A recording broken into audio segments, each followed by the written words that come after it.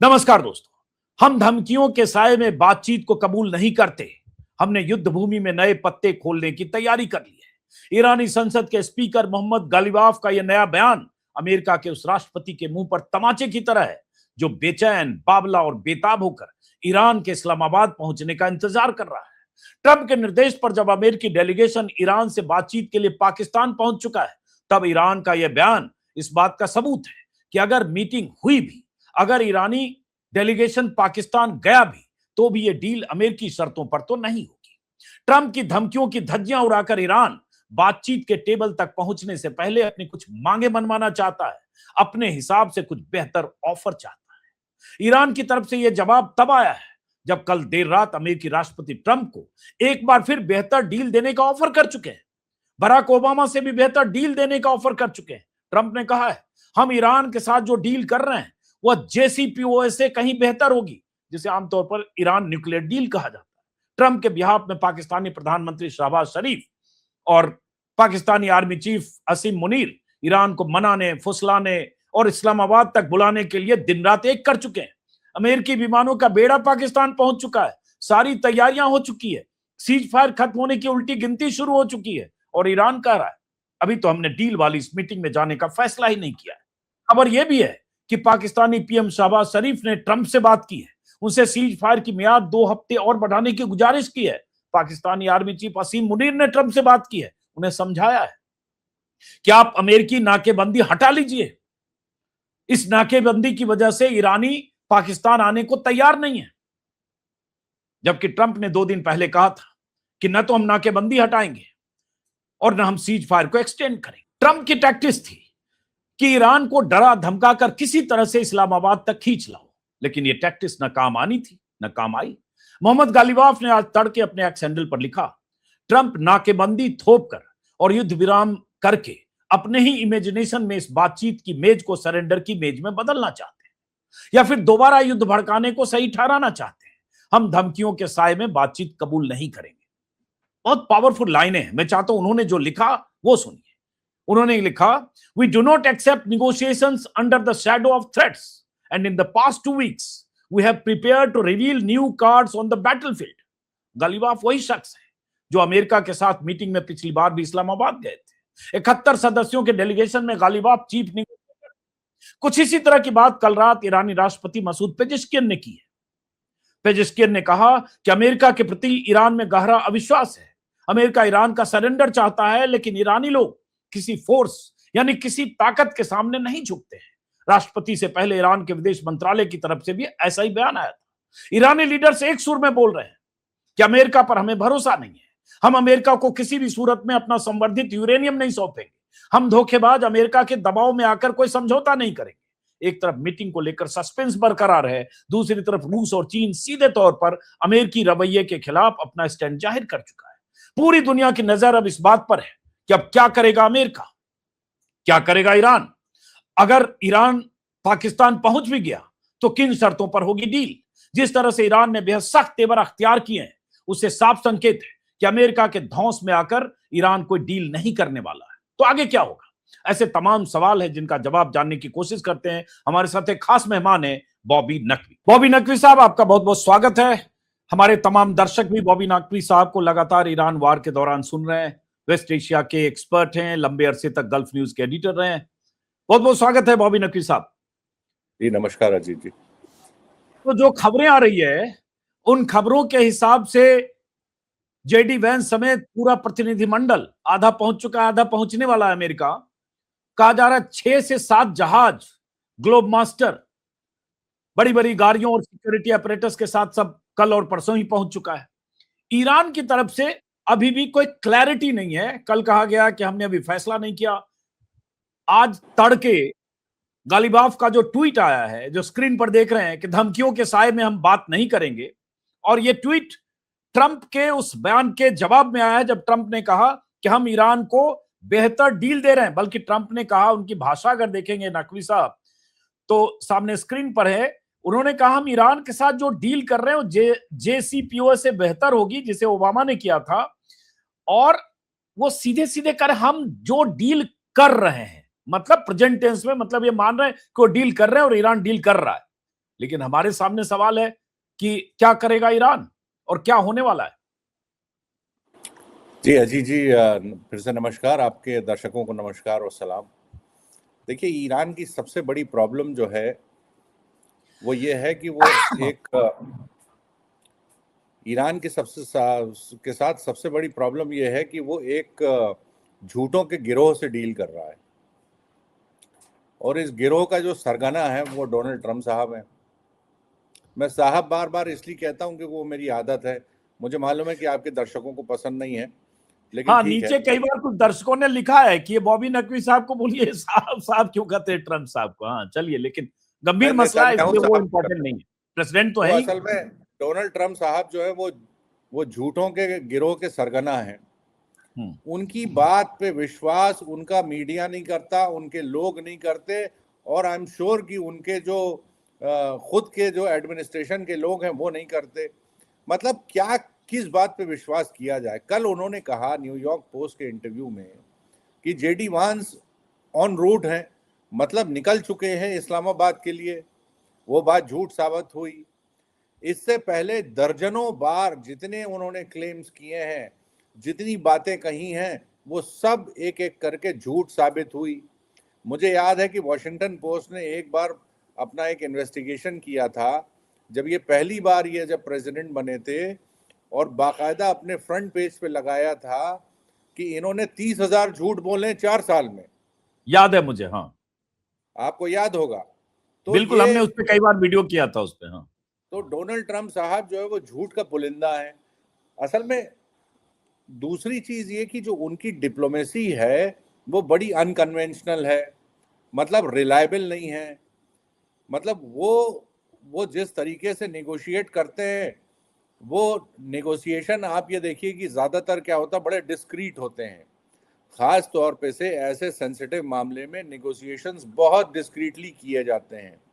Barack Obama के administration ने 2 साल लगाए जेसीपीओ डील करने में, ठीक है। डोनाल्ड ट्रंप साहब जो है वो नेगोशिएशन फॉक्स न्यूज के थ्रू करते हैं, वो ट्रुथ सोशल के थ्रू करते हैं, और अपनी धमकियों के थ्रू करते हैं। तो ईरानियंस को समझ में नहीं आता कि भाई ये आदमी कहना क्या चाहता है।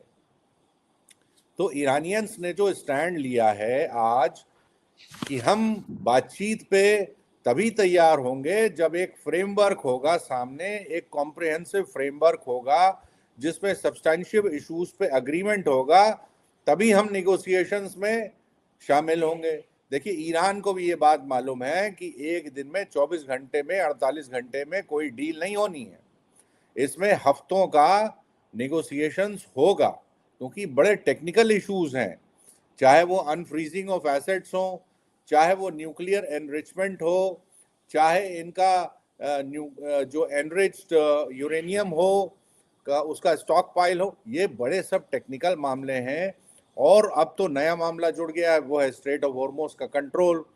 तो ये बड़े पेचीदा मामले हैं। इसमें ईरान मेथोडिकली अपनी पोजीशन सामने रखता है। उसमें जाहिर बात है कुछ रिटोरिक भी होता है, क्योंकि वो रिटोरिक जो होता है वो डोनाल्ड ट्रंप साहब के बड़बोलेपन का जवाब होता है, जो सही है, वो अप्रोच सही है। लेकिन उसके साथ साथ वो अपनी बात मेथोडिकली और कैटेगोरिकली वो दुनिया के सामने रखता है। तो ये जो वहां से ईरान से जो मैसेजिंग है, वो डोनाल्ड ट्रंप साहब के झूठ का जवाब है। और वो झूठ का जवाब भी देना जरूरी है, वरना वो झूठ इतनी बार दोहराया जाता है कि वो सच बन जाता है। मीडिया अनफॉर्चुनेटली होता क्या है कि व्हाइट हाउस से बोला हुआ झूठ वॉशिंगटन पोस्ट या सीएनएन की हेडलाइन बन जाता है। ईरान को काउंटर करते करते टाइम लगता है। तो यही आज हो रहा है। पिछले 48 घंटों से 72 घंटों से यही चल रहा है।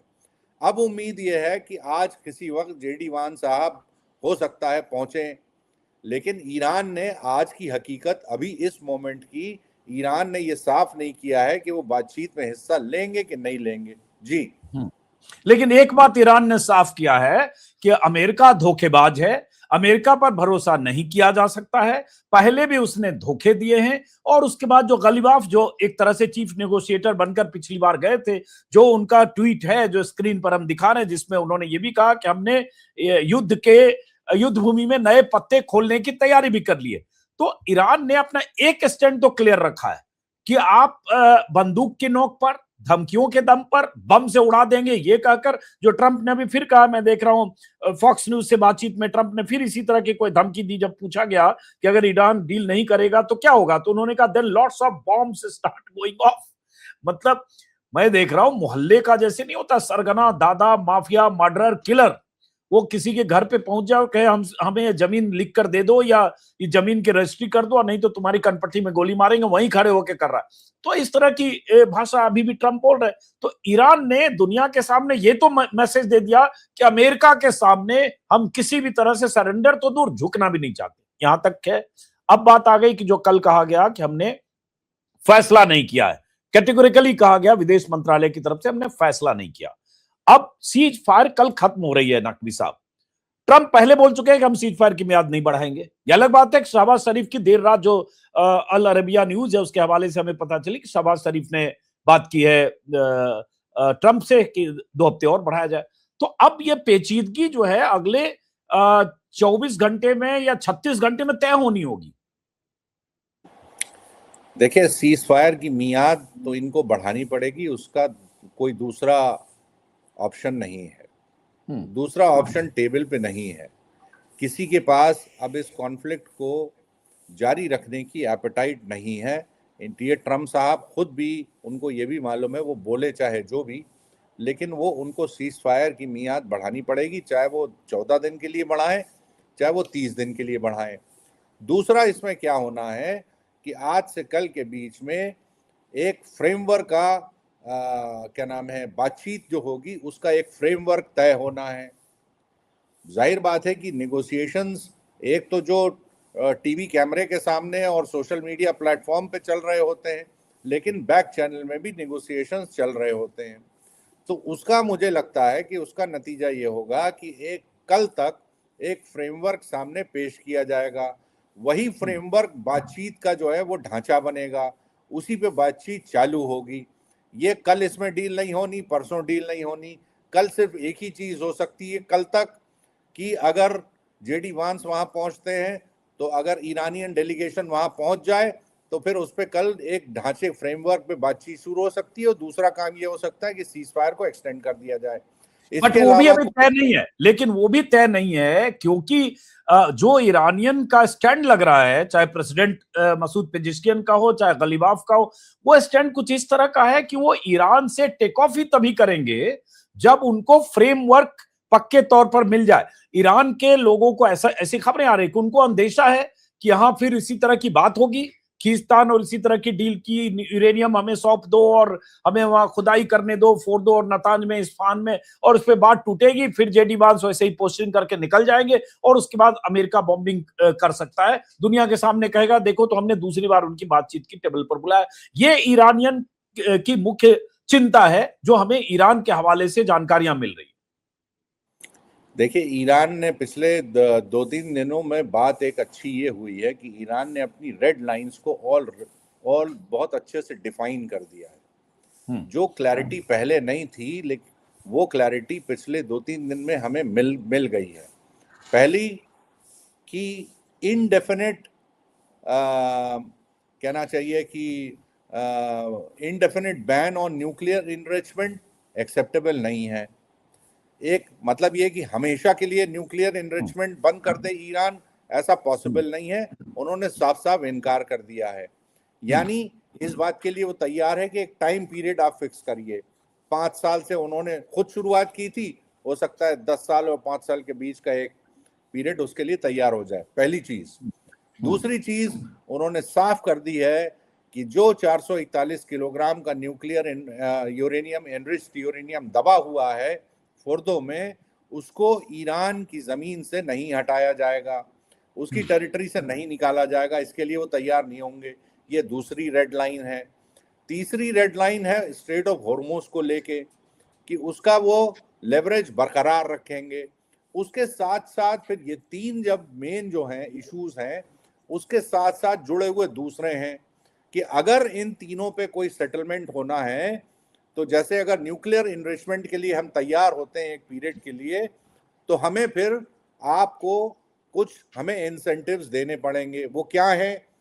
वो अपनी डिमांड रख चुके हैं कि $20 बिलियन के एसेट्स अनफ्रीज करिए, ठीक है। उसी से जुड़े हुए और दूसरे इश्यूज हैं। तो ये एक प्रॉपर अंडरस्टैंडिंग जो है ईरानियन रेड लाइंस की, वो बहुत जरूरी थी, वो सामने आ चुकी है। वो मल्टीपल सोर्सेस से, मल्टीपल मैसेजिंग से आ चुकी है, और अमेरिकन को ये अब क्लियर आइडिया हो चुका है कि ये दायरा जो है फ्रेमवर्क का, यही दायरा है, हमें इसी पे बात करनी है। और डोनाल्ड ट्रंप साहब को जो एक हेडलाइन ग्रैबिंग डील चाहिए, उनको लगता है कि कोई हेडलाइन बन जाए, ऐसी डील हो जाए, तो उसका भी एक जो स्कोप है वो इसी तीन इश्यूज से निकलेगा। जी। अब एक चीज चाहता हूं स्क्रीन पर कि ट्रंप ने जो पोस्ट की है जिसमें उन्होंने डील ऑफर की है, अब ये इन्होंने कहा कि हम जो डील दे रहे हैं, कर रहे हैं, दरअसल वो जेसीपीओए से कहीं बेहतर होगी जो ओबामा ने डील दी थी। और उस डील को ये भी कह रहे हैं कि हमारे देश की सिक्योरिटी से जुड़ी सबसे खराब डील्स थी, वो परमाणु हथियार तक पहुंचने का एक रास्ता था, हमारी बनाई गई डील में न तो ये होगा और नहीं हो सकता है। स्क्रीन पर देख रहे हैं उनके बयान। इसको कैसे समझते हैं भाई? जेसीपीओए डील जब हुई थी तो सही आपने कहा 2 साल उस डील पर मंथन चिंतन हुई, कई देश उसमें शामिल थे, ब्रिटेन, फ्रांस, रूस, चीन, जर्मनी, सब जेनेवा में हुआ, उसका एक ब्रॉड फ्रेमवर्क था। अब ये कह रहे हैं कि हम उससे बेहतर दे रहे हैं। अब उस डील में जेसीपीओ की जो डील थी उसमें जो सहमति बन गई थी कि यूरेनियम एनरिचमेंट 3.67% से ज्यादा नहीं करेंगे, जो यूरेनियम संवर्धित यूरेनियम है, एनरिच्ड यूरेनियम का स्टॉक 300 किलोग्राम से नीचे होगा, जो अभी 442 किलोग्राम कहा जा रहा है, सेंट्रीफ्यूज की संख्या कम की जाएगी, ऐसे कई और उसमें प्रपोजल्स थे। नतांज और फोर्डो साइट को रिसर्च में बदला गया, रिसर्च सेंटर में। अब ये उससे बेहतर डील क्या कर रहे हैं, इसको कैसे समझे? अगर आपसे हम समझना चाहें तो क्या हो सकती है बेहतर डील? वही तो बात है कि जी कहते हैं कि जेसीपीओए से बेहतर डील होगी। एक ग्लोबल कंसेंसस है कि जेसीपीओए गिवन द सर्कमस्टेंसेस ये बेस्ट डील थी। सब ईरान, इस देखिए, कोई भी सोवरेन कंट्री जो एनपीटी की सिग्नेटरी है, एनपीटी का मेंबर है, वो अपने जो सोवरेन राइट्स हैं, इससे बेहतर कोई, इससे ज्यादा कंसेशंस नहीं दे सकती कोई भी कंट्री। मैं पहले भी कह चुका हूं कि हमारे यहाँ जो तीन बड़े न्यूक्लियर पावर्स हैं, जिसमें पाकिस्तान है, जिसमें इंडिया है, और अनडिक्लेयर्ड जो न्यूक्लियर पावर इजराइल है, ये तीनों एनपीटी की सिग्नेटरी नहीं है। ये तीनों कंट्रीज एनपीटी के सिग्नेटरी नहीं है। आईएईए का इनके ऊपर कोई कंट्रोल नहीं है। ईरान एक वाहिद कंट्री है जो एनपीटी का सिग्नेटरी है, और उसने बाकायदा 2015 में लिमिट कर दी थी जो आपने बताई, 3.67% एनरिचमेंट। इसके अलावा और उन्होंने अपने जो है कंसेशंस ऑफर किए थे। फोर्दो को जो न्यूक्लियर फैसिलिटी है उसको न्यूक्लियर रिसर्च फैसिलिटी कन्वर्ट करने का आश्वासन दिया था, और उसमें 15 साल के लिए 3.6% का उसमें वो आश्वासन दिया था। और फुल और आईए को स्नैप इंस्पेक्शन, अचानक इंस्पेक्शन का एक तरह से राइट दिया था, मतलब किसी भी समय आप 24/7 कभी भी इंस्पेक्ट कर सकते हो। अरे अजीत जी, ईरान एक वाहिद कंट्री है जो डेली बेसिस पे ईरान के कब्जे में जो यूरेनियम होता था वो ग्राम्स में डेली बेसिस पे उसका वजन होता था, डेली। भाई इतनी ट्रांसपेरेंसी तो कोई कंट्री नहीं ऑफर कर सकती कि डेली एक आपके यहाँ रेड पड़ रही है और वो मिलीग्राम्स में यूरेनियम को तौला जा रहा है। आईएईए ऑन रिकॉर्ड अपनी रिपोर्ट में कह चुका है कि हम डेली बेसिस पे एक एक ग्राम यूरेनियम का वजन करते थे। तो अब इससे बेहतर जेसीपीओ की क्या, इससे बेहतर क्या डील हो सकती है? ये या तो अल्लाह जानता है या डोनाल्ड ट्रंप साहब जानते हैं, समझे आप? तो ये डोनाल्ड ट्रंप साहब, वही मैंने कहा ना कि वो झूठ ज्यादा बोलते हैं और उसमें फैक्ट्स कम रहते हैं। तो जेसीपीओ से अच्छी कोई डील हो नहीं सकती। ये जो डील, ये देखिए अल्टीमेटली होगा यही कि वही डील इस कोई अगर डील डोनाल्ड ट्रंप एडमिनिस्ट्रेशन और ईरानियंस में होती है तो JCPO will become the benchmark. उसके ऊपर नीचे थोड़ा बहुत वो कर सकते हैं, लेकिन बेंचमार्क वही होगा, टेम्पलेट वही लेकिन बनेगा। लेकिन लेकिन लेकिन JCPOA से, joint comprehensive plan of action जिसे कहा जाता है, उससे तो ट्रंप बाहर निकले और उस डील को गरियाते रहते हैं हर समय। अभी भी जो उनके बयान है उसमें वही आया है। तो जिस डील से बाहर निकलकर उसको खारिज करते रहे, उससे बेहतर डील, मतलब अब इसको डिकोड कैसे किया जाए, सवाल यह है कि उससे बेहतर डील क्या होगा, और वो डील जो ईरान माने। देखिए, इसमें जब ये 26 फरवरी को जो आखिरी राउंड हुआ था जिनेवा में, उस टाइम अब्बास अरक्ची ने एक 7.7 पेजेस का रिटन मसौदा उनको दिखाया था, स्टीव विटकॉफ को। और उस 7 पेजेस के मसौदे में उसमें कुछ एनेक्स्चर्स भी थे, जिसमें पूरा उन्होंने न्यूक्लियर के मामले में कमिटमेंट किया था। अगर ओमानी फॉरेन मिनिस्टर जो वहां मौजूद थे और यूके के नेशनल सिक्योरिटी एडवाइजर जो वो भी मौजूद थे, उनकी बात पे अगर यकीन करें तो ईरान जीरो इनरिचमेंट के लिए तैयार हो गया था। ठीक है, जीरो इनरिचमेंट यहां तक आगे बढ़ गया था। और तो और उस डील में वो जो 7 पेज का मसौदा था, उसमें कुछ कमर्शियल डील्स भी थी अमेरिका से, जिसमें से एक जो थी वो 6% स्टेक देने की बात थी अमेरिकन कंपनीज को ईरानियन गैस रिजर्व्स में, ऑयल रिजर्व्स में। तो वो बहुत ही एक कॉम्प्रिहेंसिव डील ऑफर की थी। बात खराब हुई है इजराइल और अमेरिका के हमले से, बात खराब हुई है ईरानियन लीडरशिप को डिकैपिटेट करने से, बात खराब हुई है डोनाल्ड ट्रंप के बड़बोलेपन और झूठ बोलने से। ठीक है, ईरान तो बहुत अच्छी एक डील दे रहा था। अब ऐसा लगता है, मैं इस बात पे पहले भी कह चुका हूं कि अगर आज का ईरानियन जो सरकार है, जो लीडरशिप है, अगर वो एक स्टैंड ये ले ले कि जो आपने डील पहले की थी या जो 2015 की डील हुई थी जिनसे, वो लोग तो ऊपर पहुंच चुके हैं, उनको आपने मार दिया, अब हमसे आप नई बात करिए, तो ये स्टैंड गलत नहीं होगा। उसके बावजूद ईरान ने 26 फरवरी को बहुत अच्छी डील ऑफर की थी। तो ये सब, लेकिन होता क्या है कि ये ईरानियंस अगर एक कदम आगे बढ़ते हैं तो डोनाल्ड ट्रंप साहब 2 कदम पीछे चले जाते हैं और एग्रेशन दिखाते हैं। देखिए, बार बार ईरानियंस 2 बातें कह रहे हैं। एक, हमारा there is a trust deficit, यानी विश्वास नहीं है हमें अमेरिकन के ऊपर कि वो जो आज कह रहे हैं वो कल उस पर कायम रहेंगे। दूसरा, जो उनका जो डर है कि अमेरिका ये नेगोशिएशंस में फंसा के हमें इसको लंबा खींचेगा और जो हमें जो कंसेशंस फौरी तौर पे चाहिए, जिसमें अनफ्रीजिंग ऑफ एसेट्स है, वो हमें नहीं मिल पाएगा। यही 2 चीजों की वजह से ईरानियंस अभी तक बातचीत पे कमिटमेंट देने से थोड़ा हिचकिचा रहे हैं। जी। अब आखिरी सवाल कि क्या इसकी गुंजाइश आपको दिखती है? हालांकि दिखती नहीं है, जितना अमेरिका झेल चुका है 39 दिन की जंग में, दिखती नहीं है इसकी गुंजाइश। बट कि कल अगर सीज फायर एक्सटेंड ट्रंप ना करें और परसों से 22 तारीख से के बाद से फिर उसी तरह के जंगी हालात बन जाएं, इसकी गुंजाइश आपको दिखती है? देखिए, अगर ऐसा मौका आया, ऐसे अगर हालात बने, तो मुझे एक और सिचुएशन उभरती हुई नजर आ रही है।